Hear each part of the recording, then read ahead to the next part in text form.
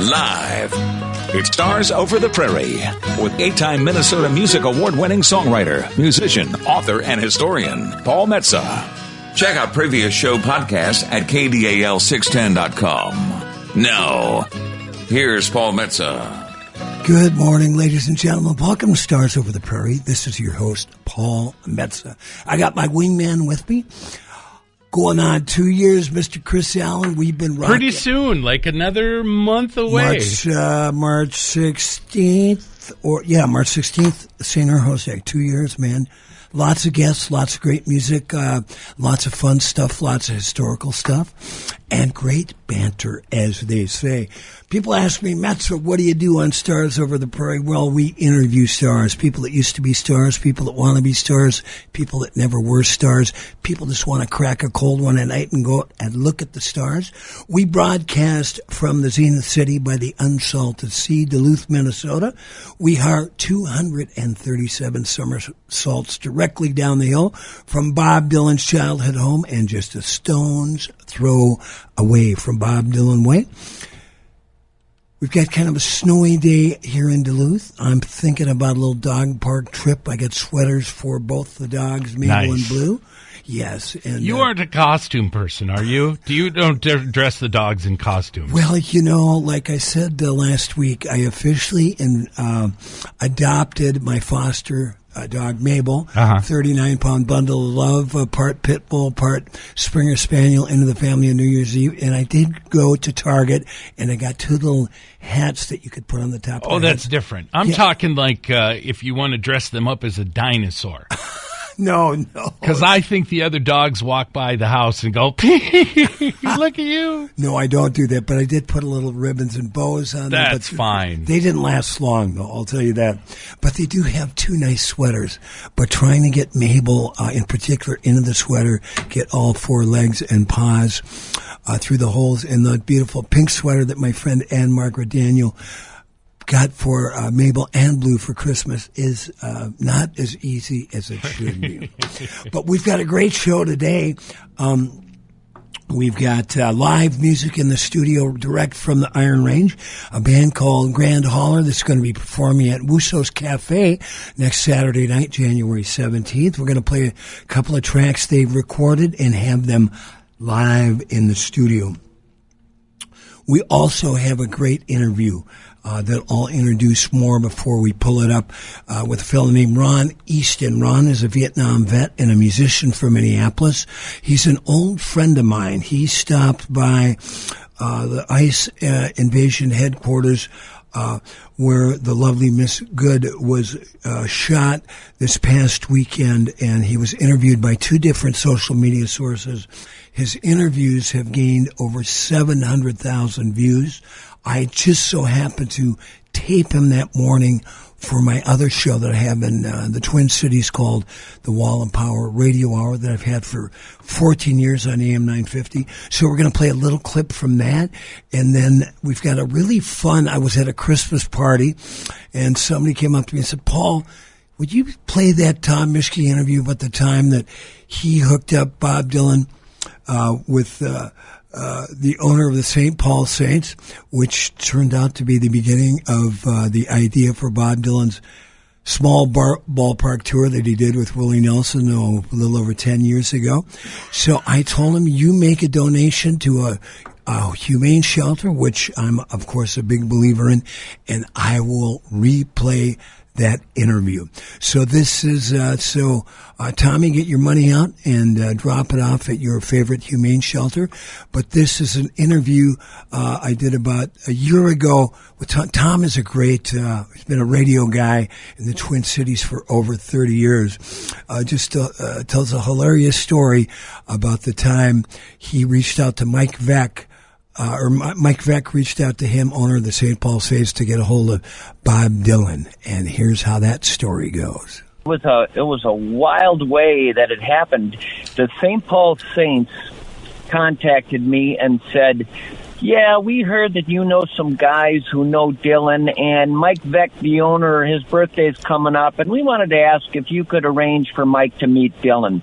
And I said, yeah, Bob Dylan, Meryl Streep has tried to meet Bob Dylan. Raquel Welch has tried to meet Bob Dylan. A lot of people try to meet. You don't just meet Bob Dylan. I said, there's no way in hell, A, that it's going to happen, and B, that I'm even the right person to be talking to.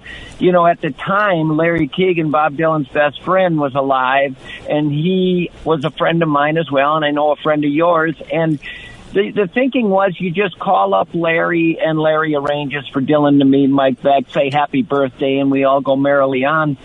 And they said, well, I know you're saying it's impossible, but you haven't even asked these Dylan guys, so would you please ask them for us? And I said, my God, the nerve of these people. Yeah, I'll call right now, get right back to you. So I hung up. I called Larry Keegan, and I said, Larry, let's just get this over with real quickly. I'm going to ask you one question. You say no, I'll hang up, and I'll be able to pass that on to the folks at the St. Paul Saints offices. Is there any way that Mike Beck, the owner of the St. Paul Saints, could meet Bob Dylan? And Larry says, Tom, let me think about this a moment. And I said, Larry, no, let's get this over with. Say no, and I'll call him and we'll move on. And he goes, no, my mind's going right now. I got some ideas. And what was going through Larry's head, unbeknownst to me, was possibly, and this is amazing that his mind worked this way, possibly setting up a minor league stadium tour for Bob Dylan musically to travel the country and perform. And Mike Beck would be a good person to start with because he owned multiple teams. Right. And so Larry's thinking like a businessman, like Bob's agent. And I'm shocked that this is even being mulled over. He ends up calling me back an hour later. He said, here's the deal. Bob's going to be playing in Rochester, Minnesota. There will be a letter in his dressing room. The letter may or may not be opened. If it is opened, he may or may not want to do what I've asked him to do, but I'm going to ask him to meet with you guys. So you take Mike Beck down there, and Dick Cohn went with, obviously, a guy who had grown up with Dylan, been to Herzl Camp with Dylan, been at the U of M with Dylan. But Larry was the man who made it happen, and Larry was probably the only one that could ever have gotten to Bob. And the story became, go down there for the sound check. You'll either find out Bob opened it and agreed and called you back, or he didn't. So we're sitting there for the sound check. Guy comes walking out and said, you guys, now, right now. And we raced backstage before the concert. I was ahead of everybody because I just thought this is going to be the best moment of my existence. Right. Bob comes up to me, shakes my hand. You the baseball guy? Of course, I had to say, no, I'm just some guy who shouldn't even be here, frankly. I shook hands with him, and then I said, no, the baseball guy is right behind me here. Introduced him to Mike Beck. Dick was there, of course. Val gave him a big hug, Dick Swites, and we sat and chatted for a while. And it was the weirdest thing. I listened to Bob Dylan say these words, and it's like the most banal quote in history, but to me, it was just dumbfounding. He said, Midway Stadium. So if I'm driving up University Avenue, I get to Snelling and I go north, how far before I hit the stadium? And I'm going, it's like the hardware store owner in my neighborhood or something. He's getting down to the blocks and the streets. He's got it all down. You know what, Tommy? Did you tell him? But if you get to 56th and Wabasha, you've gone too far. Oh man, it was wild. And and then I think it was Dick said, hey, and Bob, I think you should sing the national anthem at the game. And Bob starts laughing. But what threw me is, I'd say at the time when I met Bob Dylan, I had probably seen him in a video or a picture smiling and laughing maybe 3 times in his entire existence. Right. I just didn't expect happy, convivial, gregarious Bob. But that's what we got. Just almost bubbly. I almost want to go with that. It was quite astounding to me. Wow. Well, that's something to tell your grandkids. Yeah. It was, I don't know if you have this experience, but I've always been sort of mesmerized by the way through the years Bob Dylan changes where you can't even see the old Bob Dylan in the new face, and then like the 80s face you can't see anymore in the 2000s face, and like more than almost any other performer, his looks morph, and like he seems to be different people. Well, when I was standing there backstage, the face I was looking at was 1966 Bob Dylan with some wrinkles. It's just amazing how much in person he was exactly that kid, that 20-some-year-old, just with wrinkles. Like, it went right back to that. I didn't see the blood on the track's face, or the face from, when he was doing Oh Mercy, or when he was Time Out of Mind tour, when he was acting in these different films. It was like the kid from Hibbing. You know what? Well, that was a great story by the great Tom Mischke, Bob Dylan, Mike Beck, Larry Keegan, and more. So, what I teased at the top of the show, an interview with Ron Easton. I was watching Dateline White House this summer, and I looked at the screen, and I go, that is my friend Ron Easton. Ron Easton was a Vietnam vet. I knew him as a musician in Minneapolis. He fronted a band called Prophets of Soul. There was a group called Home of the Brave that reached out to him. Home of the Brave is a group of people from all political persuasions, including Harry Dunn and Michael Finoni, who were two of the Capitol police officers that were injured on the tragic days of January 6th. Sarah Matthews, who was the deputy secretary under Donald Trump in his first administration, and longtime conservative columnist Bill Kristol. People from all walks of life talking about how they were going to survive in these very trying political times. I called Ron up right after I saw that to see if I could interview him. He was on his way to take a little vacation. I said, I'll check in with you when I get back. Of course, we had the tragic shooting of Renee Nicole Good this weekend in Minneapolis, and we salute her with this show today. But I just so happened to call Ron before I'd even heard about the shooting to tape him for the show that I wanted to do a couple months ago. I taped the show.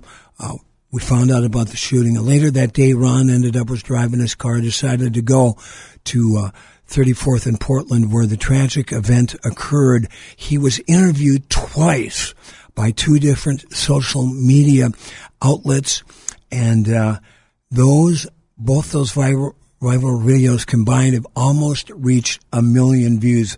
I just so happened to be talking to him that morning. Like I say, my favorite Bob Dylan line is, take what you have gathered from Coincidence by his great song, It's All Over Now, Baby Blue. So I taped the show for my radio show that I have in Duluth called the Wall of Power Radio Hour. So the full show is airing tonight on AM 950 at 6 p.m.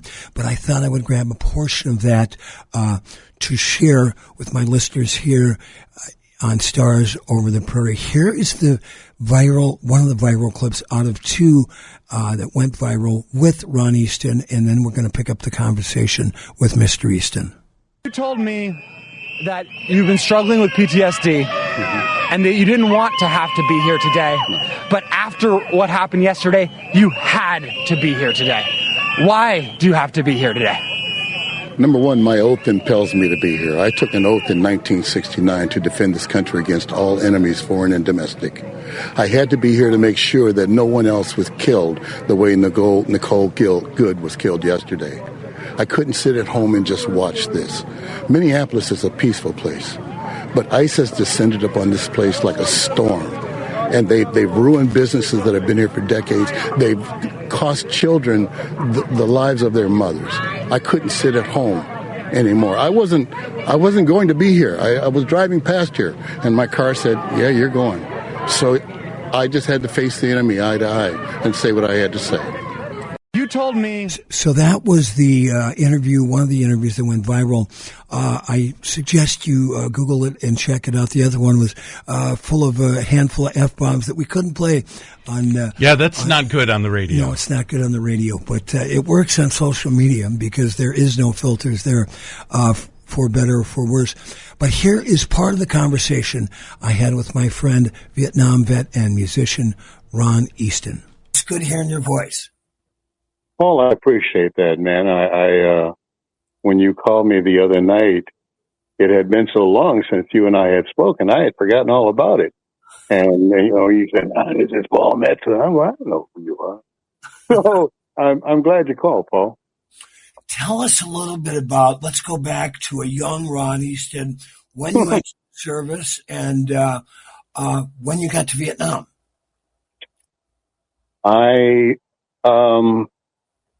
How do I start this?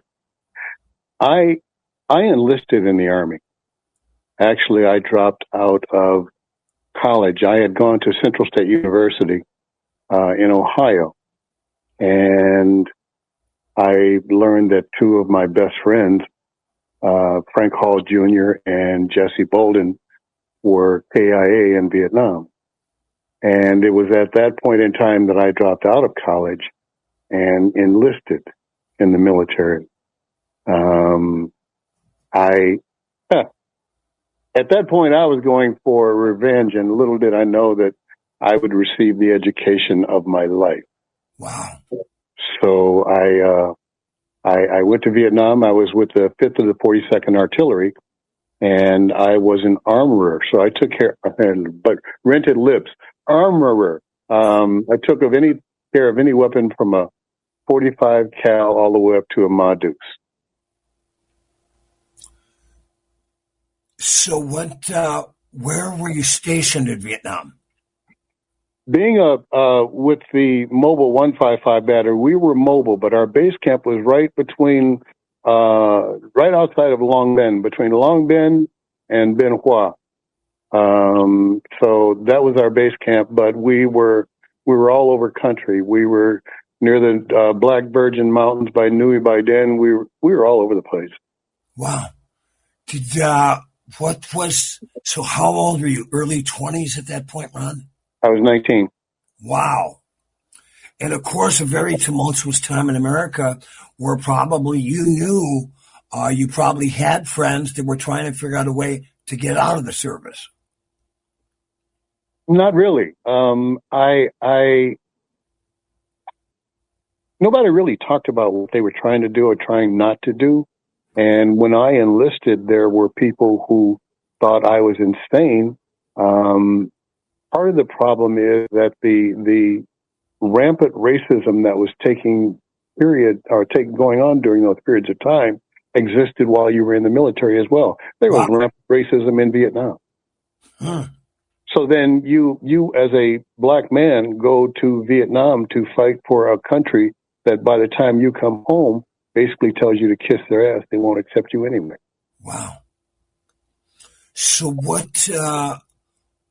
did you make relationships in Vietnam and in the service that still hold to this day? Do you still have friends you are in touch with? Negative. Okay. No. I came home under a different set of circumstances, and there were people that I knew there, but no, I didn't exchange any information, but I am friends and in touch with others who have served in Vietnam. Tell us about how you got involved. Tell us about Home of the Brave, and tell us how you got involved. I was watching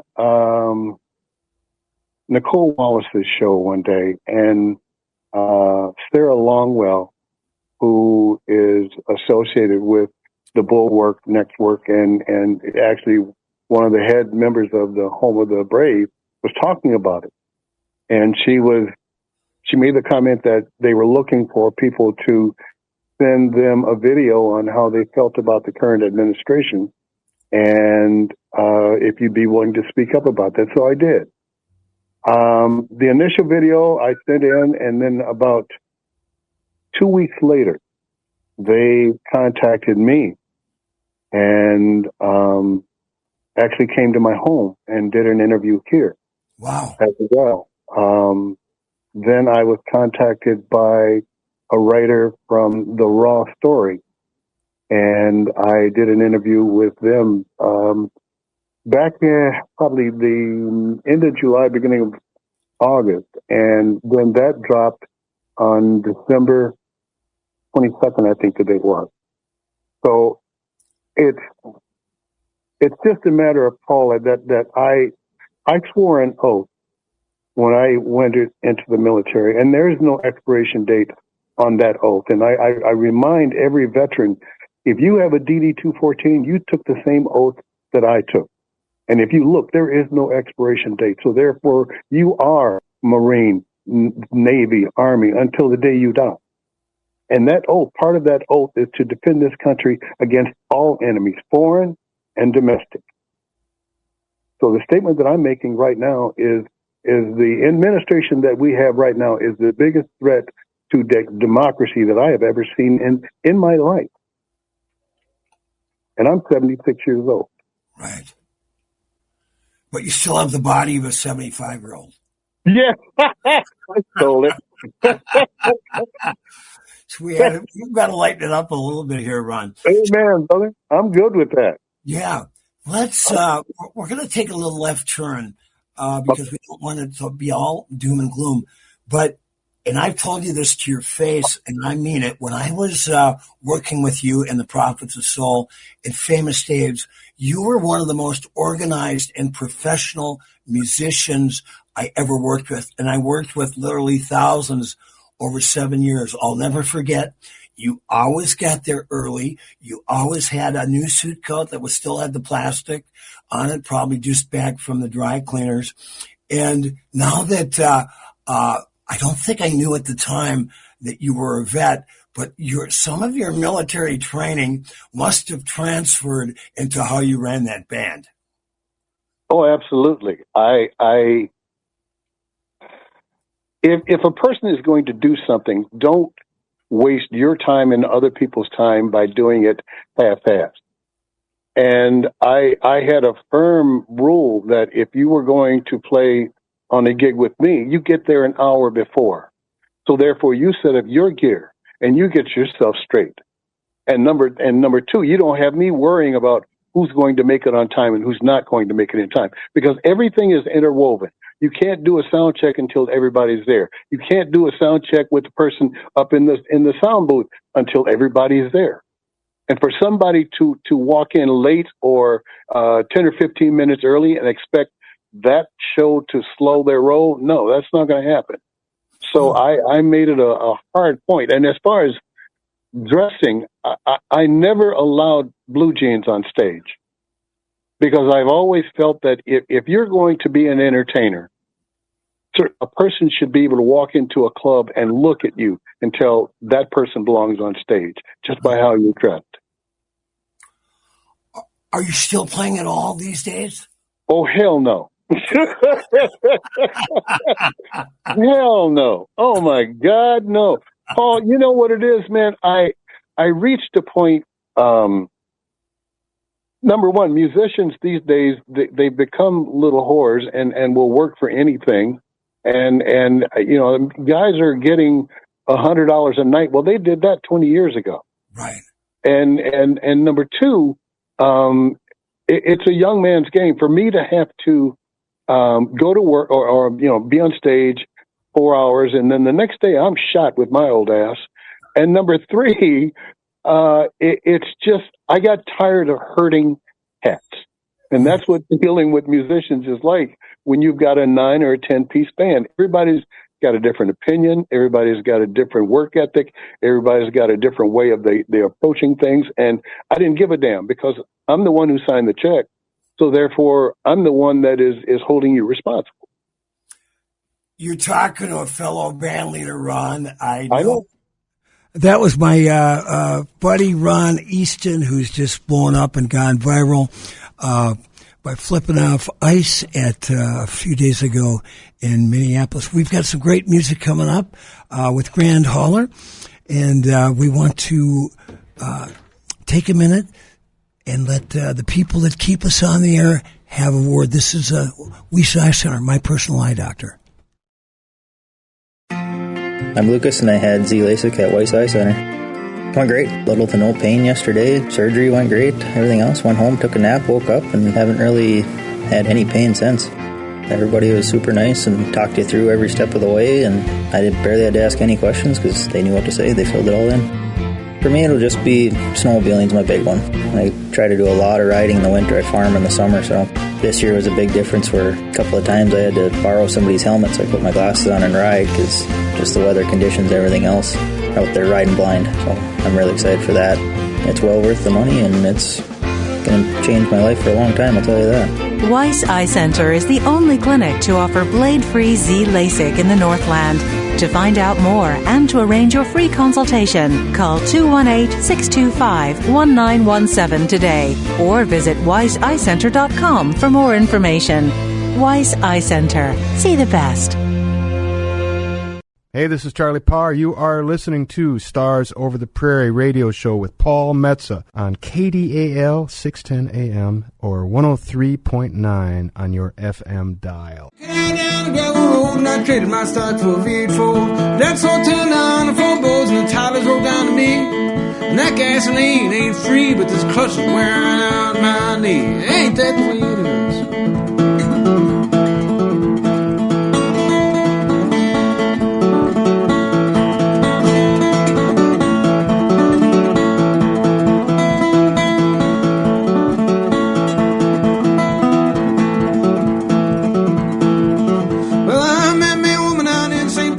Oh, that is the great sounds of Charlie Parr. We are excited to have Charlie in the studio next Saturday for the entire show. We're going to chat, see what he's been up to. He's going to play some music. He's got a show coming up that night, January 17th at the Sacred Heart Music Center, playing a benefit for Duluth Sister Cities International.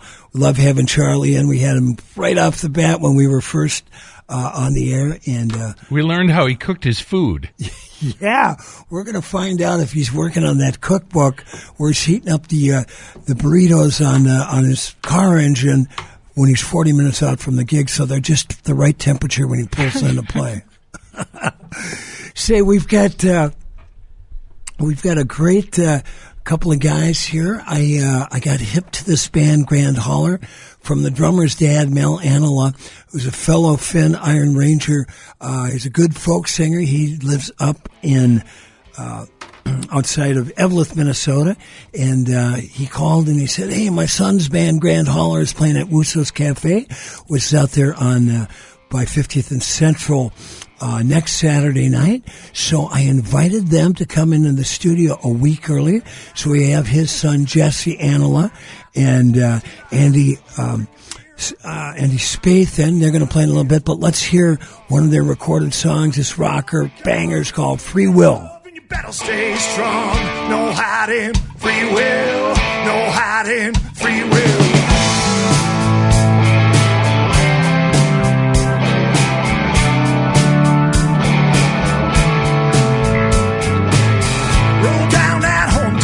Strip in that flatback Ford with all those windows down.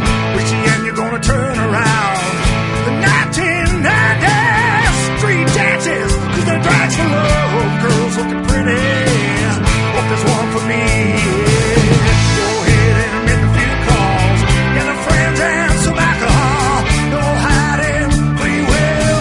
No hiding, free will. Go ahead and make a few calls. Get a friend and some alcohol. No hiding, free will. No hiding, free will.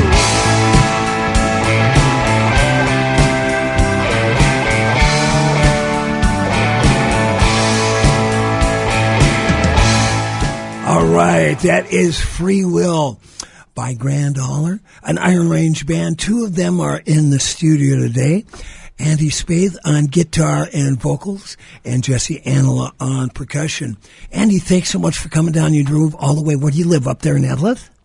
No, I'm just north of Duluth in Saginaw. Oh, well, that was easy. Oh, yeah.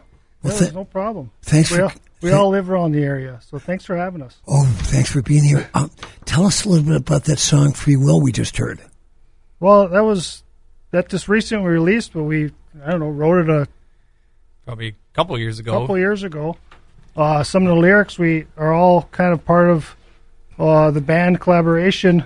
Is one of the differences with this go around was we kind of took part in all the lyrics. We just talking about the Iron Range and the street dances and I played on the them main and drag on Friday and Saturday nights.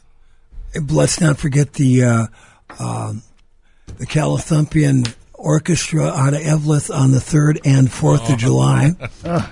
So, Jesse, tell us a little bit about where do you live? I live in Proctor right now. So the whole band's in the Duluth area. And, but yeah, Andy and I graduated high school up in Eveleth Gilbert, class of 93. And, I met Andy in junior high. I was playing some drums with my dad, Mel. And ended up meeting Andy at some point, and we played in some bands late junior high and high school. And at some point, kind of went our separate ways for college and other life things. And eventually, Andy moved back to the Duluth area. Kept hounding me for years. Hey, I need a drummer. I need a bass player. Come and join a band with me. Right. But I at the time, I was busy. I had young kids, and kind of stepped away from music for a while. But then he came to me. It was around COVID. I was slightly inspired by a book I read by Steve Gorman, the drummer from the Black Crowes, and he's like, I got all these songs I want to record. I've been, the bucket list thing. I got the money saved up. I got a bass player, Mark Erickson, who plays bass with us, and then he said he had a keyboard player. That would be Travis Farley, and I just need a drummer, and I'm like, okay, I'll do it now. And we got together, learned Andy's songs, went up to Sparta Sound, Rich Matson's studio, and. What a great resource that is. I've recorded there. I've known Rich since he was a little boy, and I've been listening to him for years. One of my favorite musicians. We lived right down the street from each other when we both lived in Minneapolis, but didn't really get to know each other until he moved back up to Sparta, which is right outside of Eveleth. Tell us, Andy, a little bit about your musical background. I started playing guitar probably when I was 12 or 13. Where are you from? Where are you born? I was born in 75. And where? And I'm from West Eveleth. Because you have got that Hoser Ranger accent. I mean, don't give me this Saginaw Proctor thing, man. Yeah. That is stone Iron Range accent. Anybody listening out there that's been to the range knows it. But tell us a little bit more. I jumped in. Sorry about that. I mean, for the most part, I just, started playing guitar a little bit, teaching myself. Did get some lessons along the way. Met Jess in junior high when Eveleth and Gilbert merged. Yeah. Before that, I didn't know him, so that was a good thing about a school merger, I guess. Yeah. And I'm not exactly sure how we met, but somebody heard me play and must have told Jess, and he reached out, and then we played all the way through junior high school, and miscellaneous bands, all sorts of weird names. Give us a few of the weird names. I think we had one called Milk and Cookies. Yeah. That's good. I like that. Bob and the Morons. Yeah, we had a friend. At some point, we were in a band, a bigger group, and it kind of fizzled, and I was still wanted to play. So Andy and I had a good friend, John Lundberg, who's actually playing bass with the band Blackhoof down here now. But he played a little guitar, he said, and we're like, well, would you be interested in playing bass? And he's like, that has 4 strings, right? I'm like, yeah. He goes, that sounds a lot easier than playing guitar. So the 3 of us played 2 strings easier. Yeah, and then Andy would ride his bike from West Eveleth to Gilbert every morning, and we had my dad had a nice setup in the basement for practice, amps, guitars, everything, drums, PA system. So Andy would ride his bike over because we didn't have a driver's license yet, and we'd practice, all summer long. We played a lot in our basement. And well, West Eveleth is called Chicken Town, right? Oh yeah. I have a song I'm going to send you guys. I recorded it when I was down in Tulsa, called Penny Candy, and the first line goes, "The wrecking ball is working overtime in Chicken Town." Oh, nice. Yeah, water tower shadows all that's left. Dump truck hauls away the dust. 1927, and the wind blows away all the rest. You don't need no penny candy. Penny candy won't buy 5. Cannot get no more penny candy. Penny candy ain't penny wise. I'll have to get that to you. Yeah. But I'll tell you what, you brought your guitar, and we've got Mr. Jesse Anla on the drums, playing drumsticks that he did not know were invented by a fellow. Joe grew up in Ely Lake, but he went to Evelyn High School, Joe Loma, and started working on those sticks 50 years ago. Any drummer would know them. They're called branches or hot rods. Joe, when we were just young men, used to drive up to Cook Lumber in Cook, Minnesota, Hill Lumber in Cook, Minnesota, and he would get a handful of dowels, tape them together, and he would use them because the brushes weren't loud enough for his rock and roll gigs, and the sticks were too loud for his polka gigs. And of course, he had to play both at that time, growing up in the Iron Range, and so Jesse came in with those sticks, so I just tipped him to that. They were invented probably not too far from his childhood home. No, but I could go on, and I usually do, so I'm going to stop myself. What song are we going to hear, gents? I think we're going to do Serve It Up. Sounds good.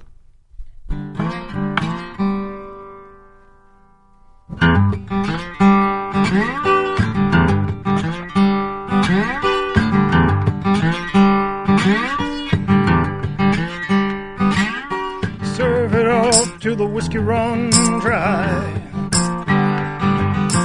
Take your sugar and take your sweets.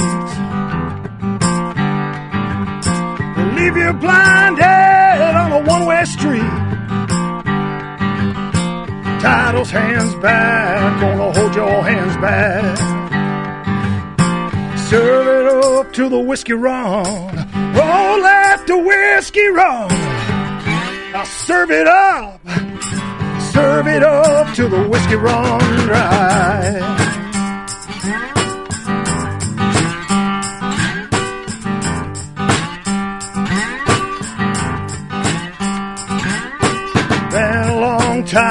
Been a long time coming.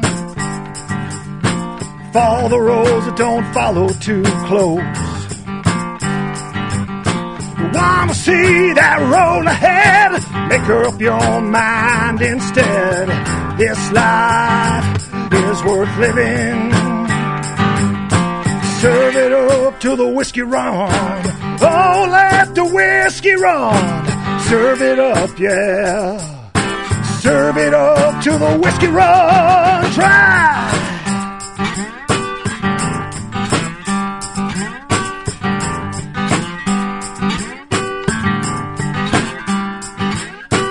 Serve it up, you gotta serve it up.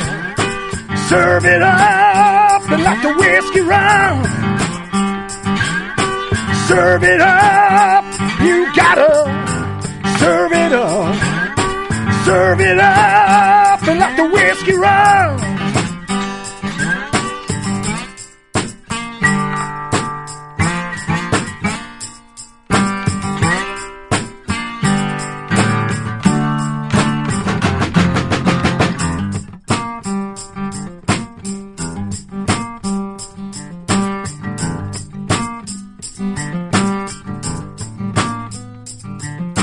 Let's get back to the strip where the taxis pack it in. Realize it's the world you live in. It's all in the beat and worth the dream. You can't take the heat, well, it's part of being free. Serve it up till the whiskey run. Oh, let the whiskey run. I serve it up. I'll serve it up till the whiskey run dry.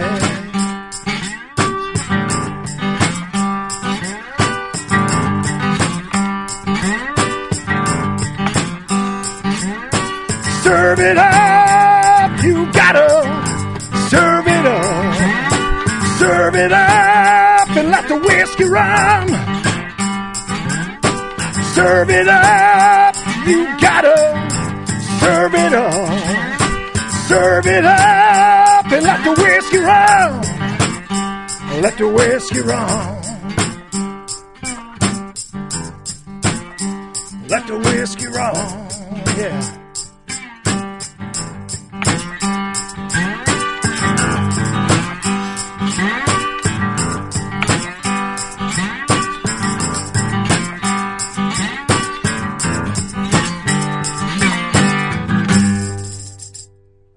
Right, that's Serve It Up by my band in the Studio Grand Holler. I love that, man. Thank you. You guys got that tough Iron Range thing going on, man, between the vocals and the drive and the text of the song. Congratulations. Andy, when did you start listening to music? Well, you know what? Even though I started playing guitar when I was 12 or 13, I felt like when I really started having some influence, who was influencing me, I actually started in the 90s with Pearl Jam and those groups. Right. So that's kind of what I still listen to them. When did you work in the mines?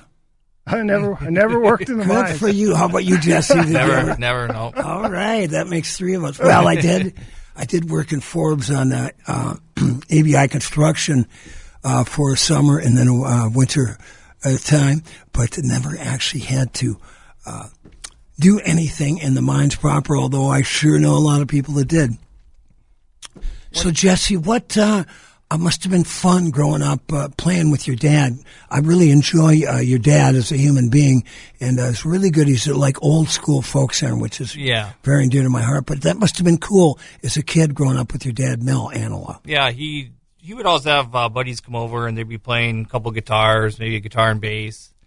One time his friend was like, "Hey, my brother plays drums. You mind if he comes over next time?" And so he shows up with a drum set. They have a little 3-piece band playing. I thought it was, I'm 8, 9, 10 years old. I thought it was the coolest thing. And they would take a break, and I'm like, "Can I mess around on the drums?" And so, and then eventually the drummer, and I understand this, he's like, "Can I just leave my drums here? And then I don't have to keep bringing them back and forth." And and so my brother and I would tinker on them when no one was home, and so that's kind of how I got started. Eventually, the drummer wouldn't show up, and they'd be playing, so I'd sit in with them, and that's kind of how I got my start, I guess. It's funny how many people we've had people on the show, Chris, that they talk about the formation of the band, and 75% of the time is wherever the drum set was. Whatever family had the drum set. Same here. Chris, let's hear from our sponsors, and we'll be back a little bit more in Stars Over the Prairie with a couple of great guys and the band Grand Hall. They're playing at Wusso's Cafe next Saturday night. Wusso's Cafe, Music Cafe, is at 324 North Central Avenue in West Duluth. I'm Zach, and I had Z-LASIK at Weiss Eye Center. I was sick of wearing glasses. I've had glasses since third grade. Dealing with the nuisance of glasses kind of reached that point of I just need to get LASIK. I was a little nervous, but knowing now what that process all entailed, I wouldn't have been nervous if I knew. Everybody's really nice here. Not a bad thing to say about anybody. Everybody's happy, and everybody here's nice. And I mean, it's day one post-op, and I mean, it's crazy. It's crazy. Weiss Eye Center is the only clinic to offer blade-free Z-LASIK in the Northland. To find out more and to arrange your free consultation, call 218-625-1917 today or visit weisseyecenter.com for more information. Weiss Eye Center. See the best. Hi, this is Liberace with my good friend Liza Minnelli. Hi, everybody. Oh, I didn't see you there. You can listen to us on Stars Over the Prairie with Paul Metsa on KDAL.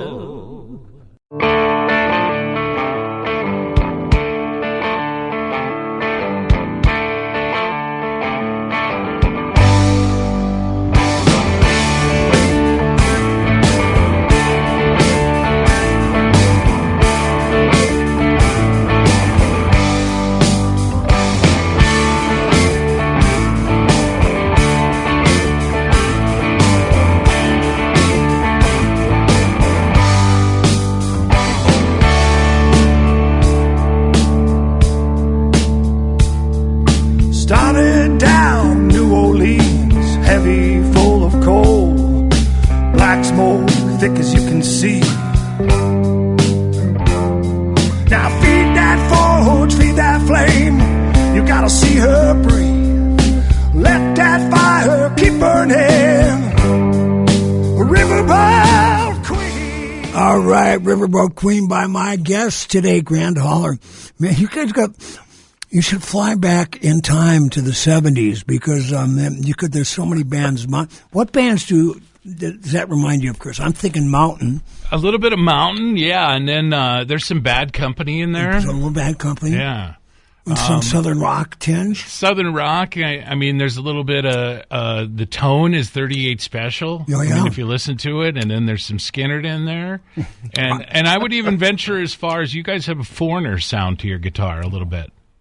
You know, a little bit of Lou Gramm. And you can't, and they're very good-looking guys. Yeah. You can't tell on the radio. Usually you're in a band because you're ugly. You know?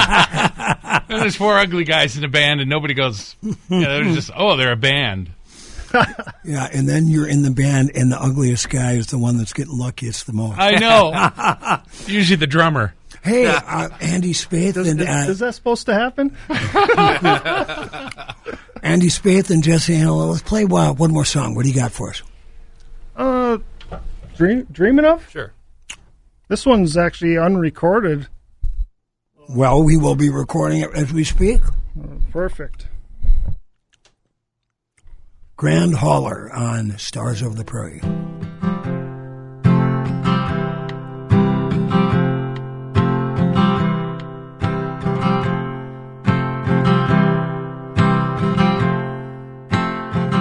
Left my home in the city, found a nice place in the country to rest my head, let life slip behind a fine. Each time there'll be a right place, a right place to live in. Too much decisions I cannot seem to fit in.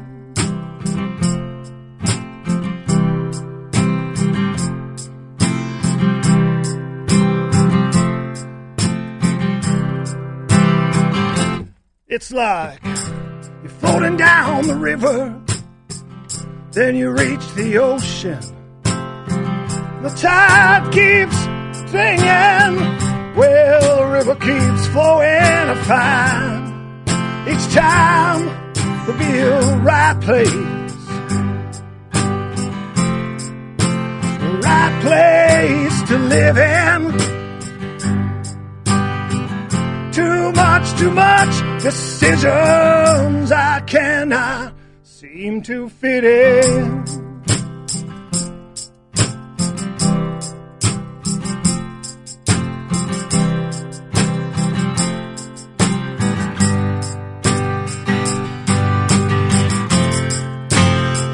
You give it a little time, keep dreaming of.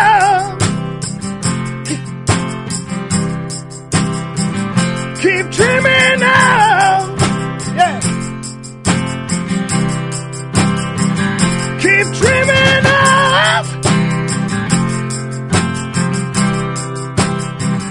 Keep dreaming of.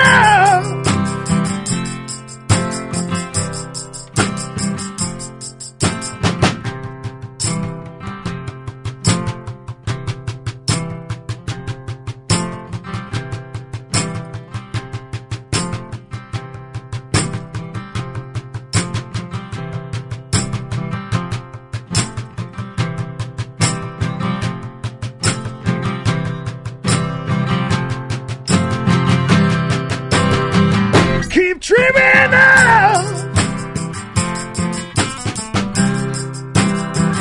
Keep dreaming of. Yeah.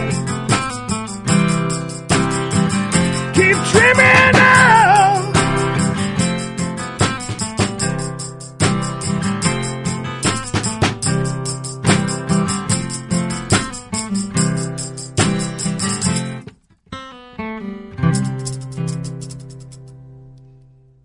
Wow, you heard it here first on Stars Over the Prairie. What was the name of that song, Andy? Dreaming of.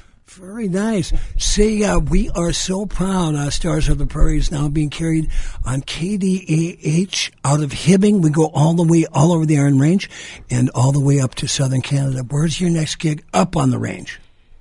Well, we got February 7th. We're playing with my dad, Mel Anola, for celebration of his 75th birthday at the Doghouse in Canyon. And that'll also be with my brother's band. They're based out of the Twin Cities, called the Awkwards. It's a band him and his buddies from high school did years ago, and they recently kind of got back together. So my dad, myself, and my brother will all be playing at the Doghouse on February 7th, celebrating Mel's 75th birthday. Beautiful. Happy birthday, Mel, ahead of time. Of course, my band, you just heard today, Grand Hauler, is at Wusso's Cafe next Saturday night, January 17th. Wusso's 324 North Central Avenue. I would like to end this show with a poem written for Renee Nicole Good by Amanda Gorman, who is the young poet who read poetry at Obama's 2012 inauguration. For Renee Nicole Good by Amanda Gorman. They say she is no more, that there her absence roars. Blood blown like a rose, iced wheels flinched and froze, now bear a riot of candles, dark fury of flowers, pure howling of hymns. If for us she arose, somewhere in the pitched deep of our grief, crouches our power, the howl where we begin, straining upon the edge of the crooked crater of the worst of what we've been. Change is only possible and all the greater when the labor and bitter anger of our neighbors is moved by the love and better angels of our nature. What they call death and void, we know is breath and voice in the end, gorgeously endures our enormity. You could believe, departed to be the dawn, when the blank night has so long stood, but our bright and angels will never be fully gone when they forever are so fiercely good.